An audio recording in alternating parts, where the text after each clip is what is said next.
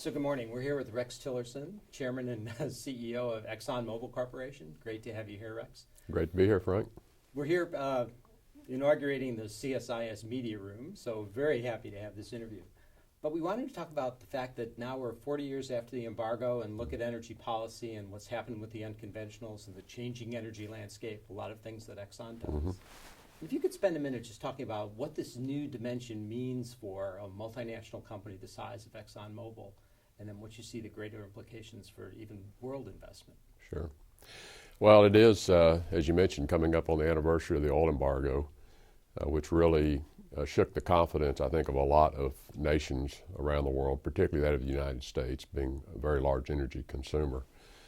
But if you reflect back on this period of time since then, and we've had episodic periods of these great debates over running out of oil, we've gone through the peak oil theories, and I think the lesson that we've all learned from that in reflecting back on it is to never underestimate the power of technology.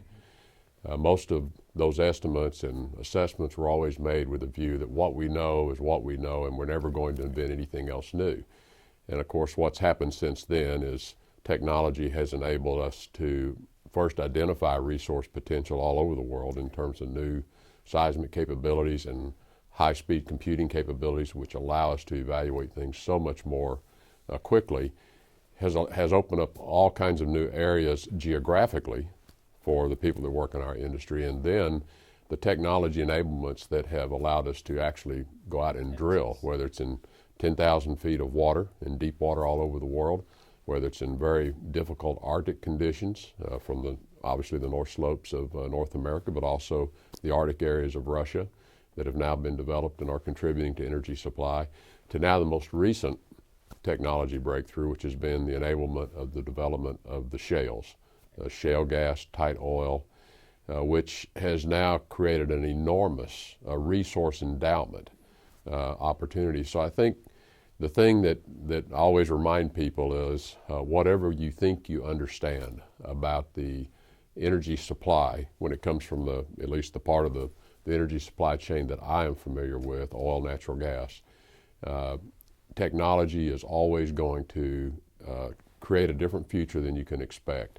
And we have always, in our industry, we have always underestimated what the supply potential really is in the global endowment. Absolutely.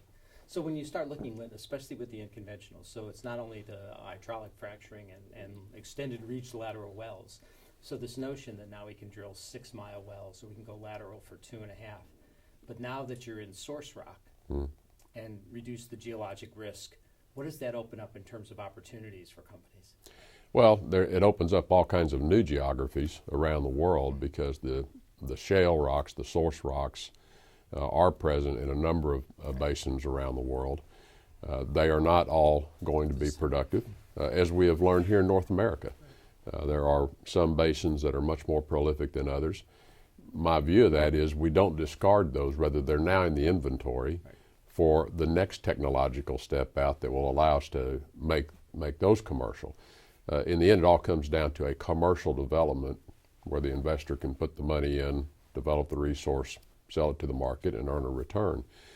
But it does create a number of new opportunities, and I think if you think about it from a geopolitical and a world economic viewpoint, it begins to change the potential future for a number of countries who have traditionally been large energy consumer importers or have been maybe slightly balanced. And to the extent that these unconventionals can be commercially developed on a large scale, it has the potential to change their economy, put them in a much more stable position. I'd never use the word dominant because at the end of it, even the major oil exporters run interdependent economies. So all of the elements necessary for, and I just use them as an example, for that to be successful and change that country's future, much of that lies in the government's policies that they're going to put in place that will be supportive of developing those resources or will hamper and will cause those to be developed at a very slow pace.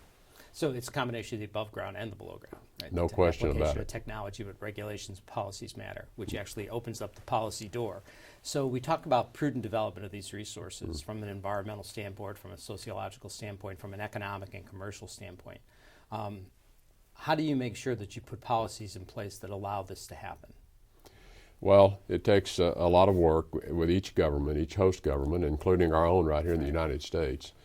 I think the real question that always presents itself when something new like this comes along is how do we manage the risk?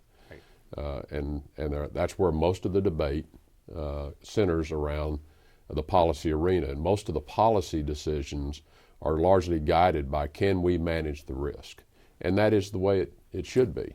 And so there's obviously the risk management questions around the safety of water supplies, the risk management questions around how you deal with disposal of waste on the surface, how do you deal with the fact that you have to build out a significant amount of infrastructure, whether it's pipelines or rail or whatever, to move the energy to the consuming part of the market.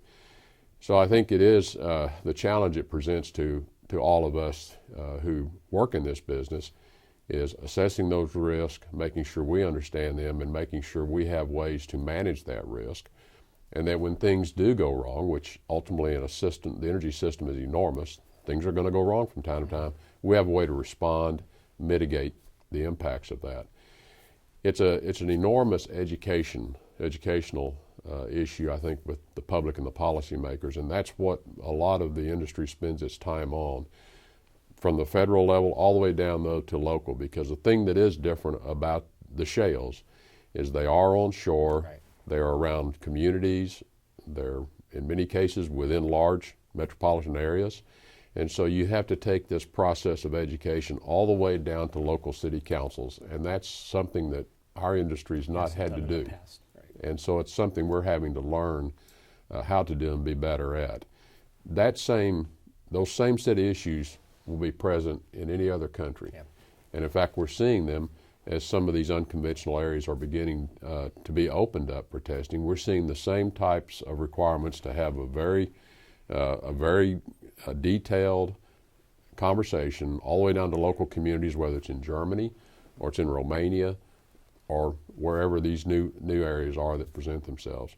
So that you have to set the ground for the policy arena. The fundamentals for what it takes to support development are really simple economics. You have to have access. You've got to be able to produce them in a fiscal regime that allows you to take the risk, be rewarded sufficiently so you can fund the next well, because the nature of these they are manufacturing processes. You have to continue to drill all the time if you're going to develop these, and so you do have to have a set of fiscal regimes that allow you to do that. I think one of the things here in the U.S. that it's really important that we get our arms around and come to grips with is with this enormous endowment and with the growth in capacity that we've already seen, how do we want to now capture the benefit of that for the U.S. consumer and the U.S. economy? That gets into this whole issue then of trading, trading externally, allowing exports of natural gas, allowing exports of crude oil. So it's how do you want to capture now the full value to the U.S. consumer and the U.S. economy? And our view is you open the trade lanes up, that allows everyone to optimize the system. You participate in the global energy markets is what you do.